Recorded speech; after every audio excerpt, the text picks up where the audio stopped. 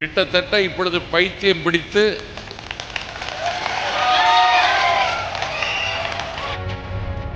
கீழ்ப்பாக்கம் பைத்தியக்கார மருத்துவ அனுமதிக்கப்படுகிற அளவிற்கு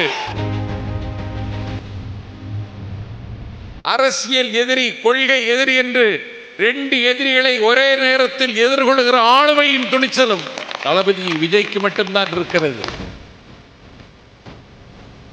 காங்கிரஸ் கட்சியினுடைய ஒரு மூத்த தலைவர் என் பக்கத்திருக்கையில் இருந்தார். நீங்கள் தாவேகாவோடு கூட்டணிக்கு முயற்சிக்கிறீர்களா என்று கேட்டேன். அவர் சொன்னார், எங்களுக்கு தாவேகாவின் மீதுதான் காதல், ஆனால் கல்யாணம் செய்து கொண்டு திமுகவை என்று அவர் வருத்தத்தோடு சொன்னார்.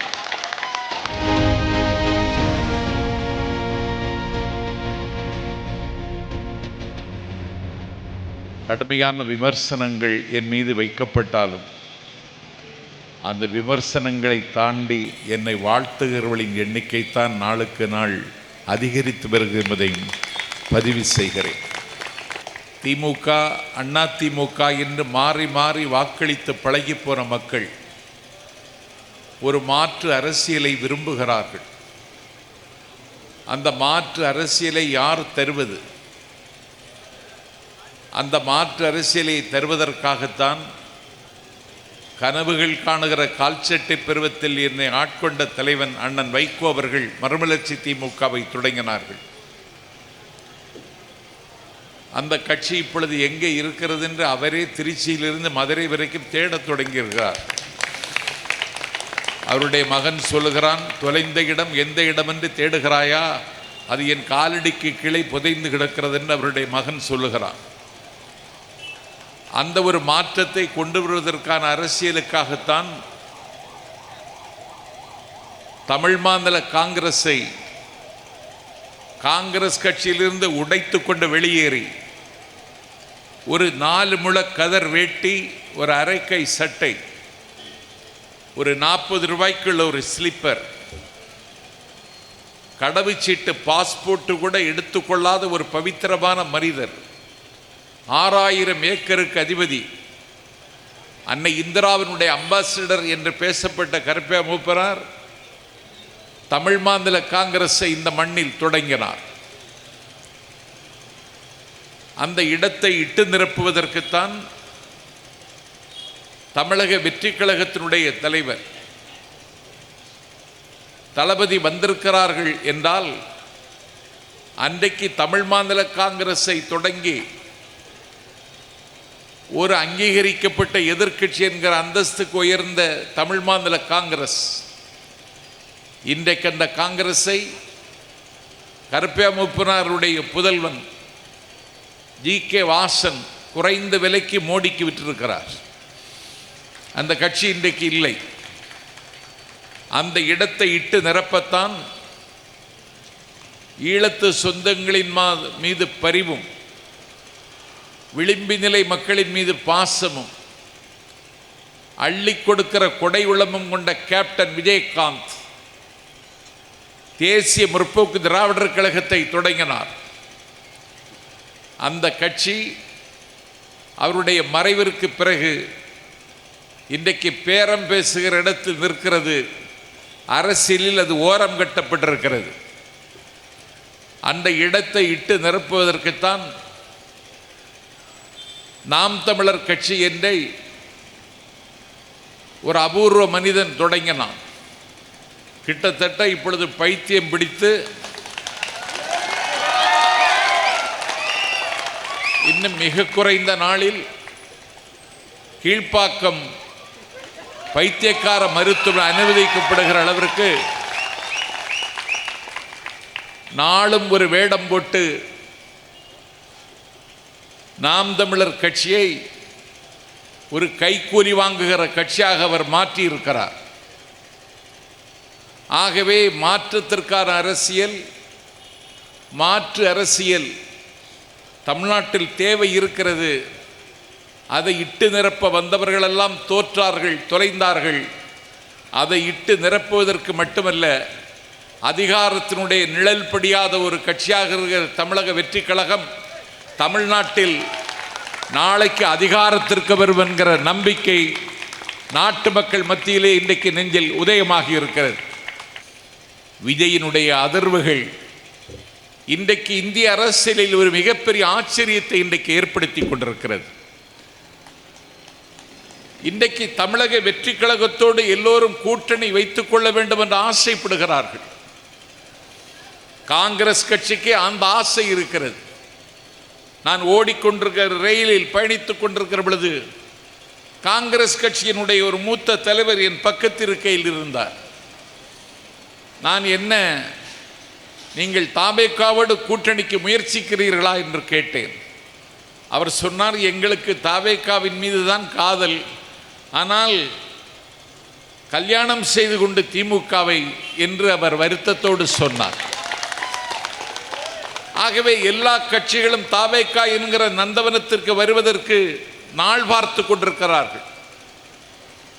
தமிழ்நாட்டு அரசியலில் மலினமாகி போன,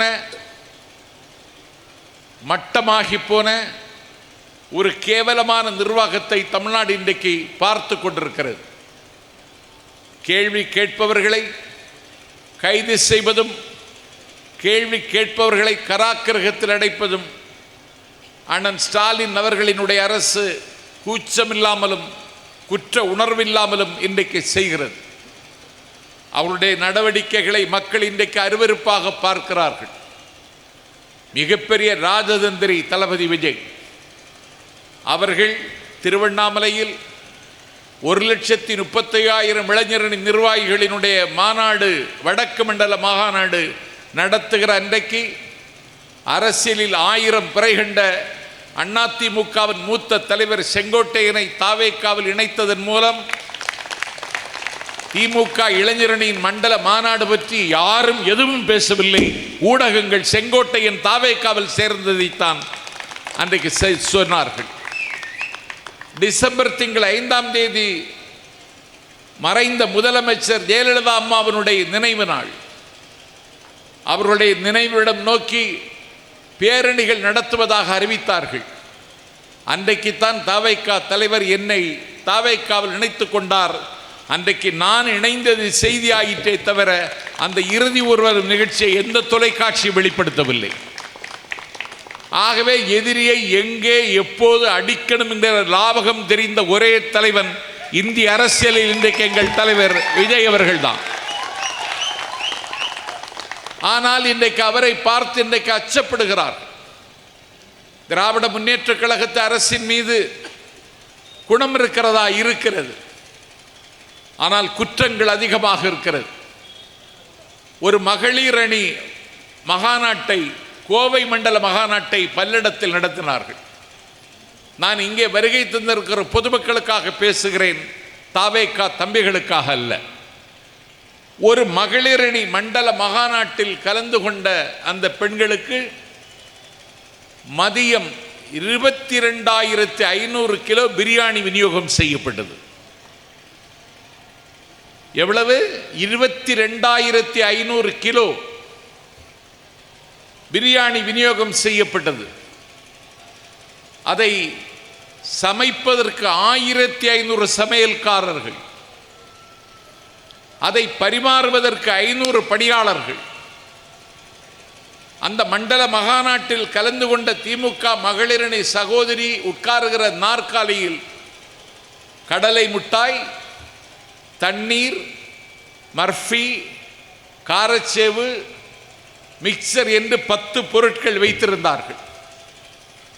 22,500 கிலோ பிரியாணியை மகளிரணிக்கு பரிமாறுவதற்கு 1,500 சமையல் கலைஞர்கள் பாடுபட்டார்கள் என்றால் இந்த கட்சி இனிமேல் தமிழ்நாட்டில் இருக்கத்தான் வேண்டுமா என்பதை யோசித்து பாருங்கள்.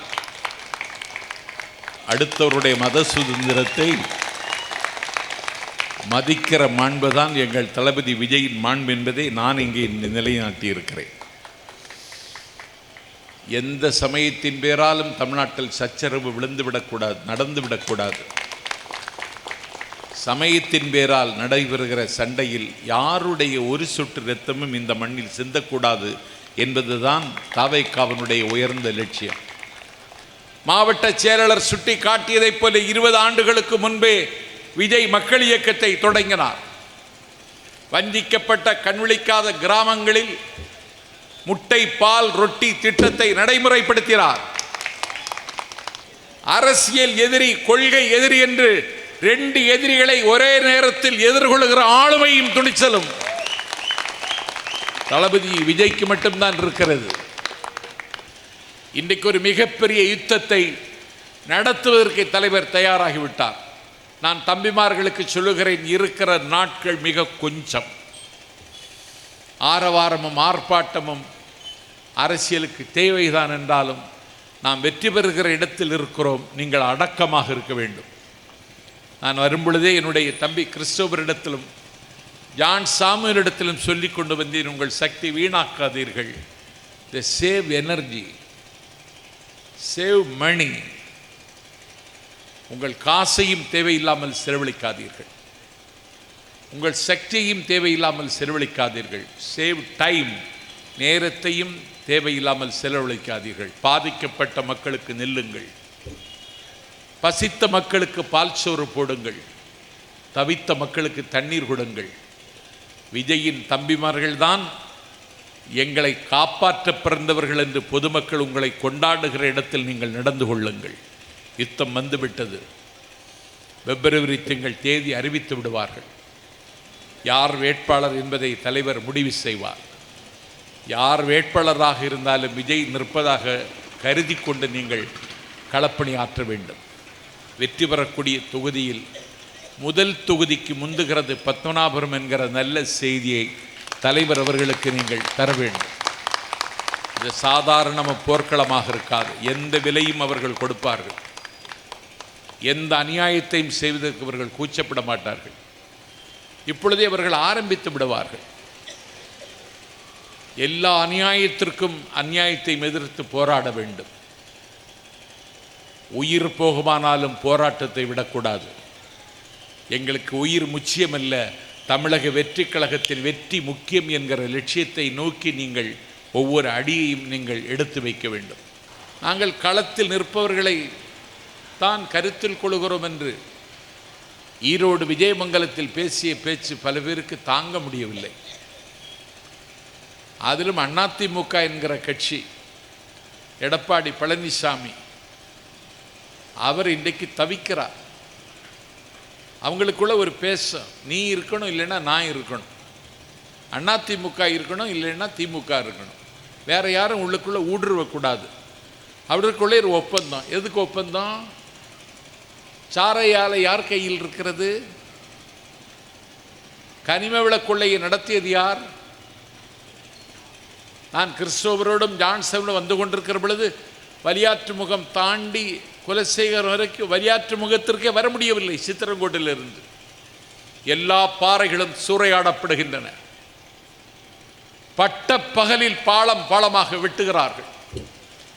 இரவு நேரத்தில் 10 டயர் உள்ள வண்டியில் கற்களையும் ஜல்லிகளையும் கடத்தி கொண்டு அண்டை மாநிலத்திற்கு போகிறது. யார் இதற்கு ஆசி வழங்குகிறார்கள்? யார் இதற்கு அனுமதி தருகிறார்கள்? அடிக்கப்படுகிற கொள்ளை பணம் யாருக்கு போகிறது என்கிற கேள்வியெல்லாம் வருகிற நாளில் வரும். ஆகவே கனிம வள கொள்ளை நடைபெறும். நேற்றும் நடந்தது, இன்றும் நடக்கிறது, நாளையும் நடக்காமல் இருக்க விடுமானால் தமிழக வெற்றி கழகம் ஆட்சிக்கு வந்தாக வேண்டியது அவசரம் என்பதை நாட்டு மக்களுக்கு நான் உணர்த்துகிறேன்.